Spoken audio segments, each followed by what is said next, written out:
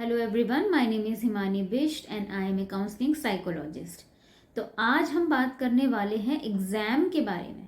आप लोगों के एग्ज़ाम आने ही वाले हैं, एग्जामिनेशन सीज़न चल रहा है। तो ऐसे में आप किस तरीके से अपने माइंड और बॉडी को रेगुलेट रखेंगे ताकि आपको स्ट्रेस और एंजाइटी कम हो और आपका ब्रेन मैक्सिमम काम कर पाए। तो सबसे पहले तो हम स्टार्ट करते हैं कि एग्ज़ाम से कुछ दिन पहले आपको अच्छे से अपने वीक एरियाज पे वर्क कर लेना है और अपने स्ट्रॉन्ग एरियाज को और भी ज़्यादा स्ट्रॉन्ग कर लेना है।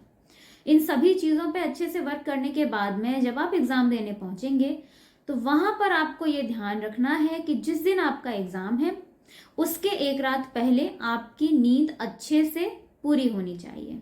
तो सबसे पहले आपको अपने ब्रेन को पूरी तरीके से प्रॉपर रेस्ट देना है, क्योंकि जो भी काम है पढ़ाई का और एग्जाम में जाकर के लिखने का, वो सारा काम आपके ब्रेन को करना है, जिसके लिए ज़रूरी है कि आप एग्ज़ाम के 1 या 2 दिन पहले ही पढ़ाई स्टार्ट ना करें।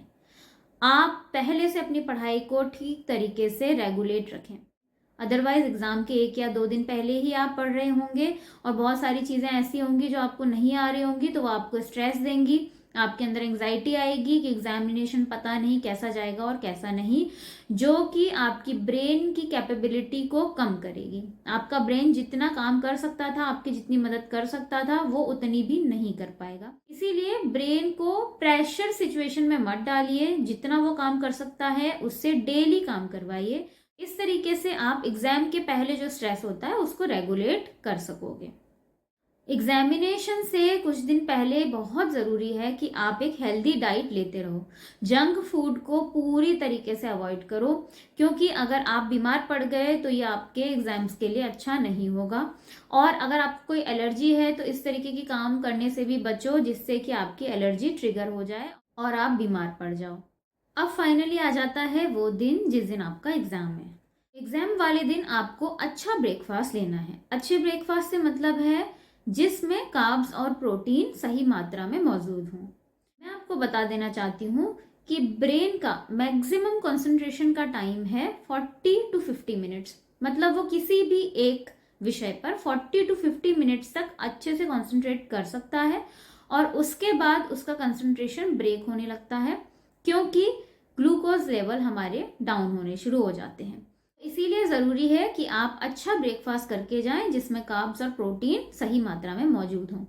लेकिन फिर भी जब आप एग्ज़ाम दे रहे होंगे तो अगर आपके 3 आवर के एग्ज़ाम है, मैं अगर बोर्ड्स की बात करूं तो एट एवरी 40 to 50 मिनट्स आप 1 मिनट का ब्रेक लो, जिसमें आप थोड़ी सी स्ट्रेचिंग कर सकते हो या फिर ऐसे ही बैठ जाओ आंखें बंद करके, या फिर बहुत अच्छा होगा अगर आप छोटी सी बॉटल में, जैसे वाटर बॉटल तो आप लेके जाती हैं, उसी के साथ साथ एक छोटी सी बॉटल में अगर आप ग्लूकॉन डी जो आता है उसको अगर आप लेके जाएंगे और उसको पी लेंगे 2-3 घूंट, तो आपको बहुत अच्छा लगेगा। आप एनर्जाइज हो जाएंगे और वापस से आपका ब्रेन कॉन्सेंट्रेट करने के लिए तैयार हो जाएगा। ये कुछ छोटी छोटी सी चीज़ें हैं जिनको रेगुलेट करके आप अपने ब्रेन के साथ में अच्छे से काम ले सकते हैं।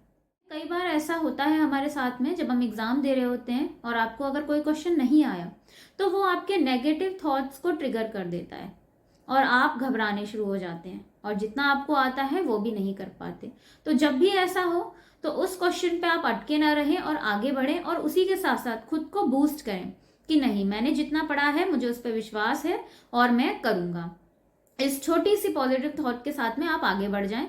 उस समय आपके दिमाग में जो नेगेटिव थॉट्स ट्रिगर हो गई हैं उनको बिल्कुल भी आगे बढ़ने ना दें, उन्हें वहीं के वहीं कट ऑफ कर दें और पूरा कंसंट्रेशन अपने एग्जामिनेशन पर रखें।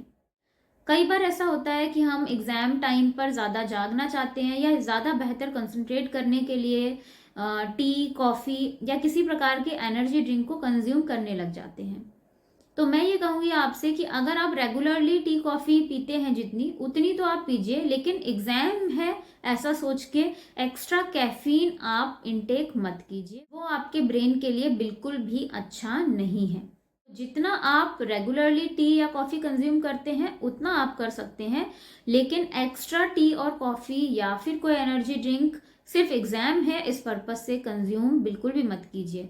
इसकी बजाय आप अपना वाटर इनटेक अच्छा रखिए और एक अच्छी हेल्दी डाइट लीजिए। जंक फूड को अवॉइड कीजिए। फ्रूट्स और फ्रूट जूसेस अपने डाइट में आप ऐड कर सकते हो। ये कुछ टिप्स थी मेरी तरफ से जो आपकी हेल्प कर सकती हैं, लेकिन इसके अलावा भी अगर आपके कोई डाउट है तो आप ज़रूर पूछ सकते हैं मुझसे कमेंट सेक्शन में। And my best wishes are always with you. Thank you.